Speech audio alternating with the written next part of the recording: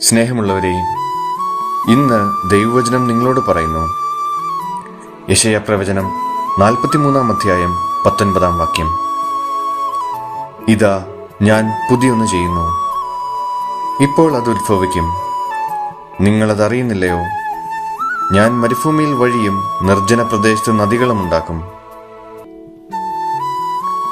കഴിഞ്ഞുപോയ പരാജയങ്ങളെയും നഷ്ടങ്ങളെയും ഓർത്ത് നിങ്ങൾ വിഷമിച്ചിരിക്കുകയാണോ? ഇനി എൻ്റെ ജീവിതത്തിൽ ഒരു മാറ്റമുണ്ടാകില്ല എന്ന് നിങ്ങൾ കരുതുന്നുണ്ടോ?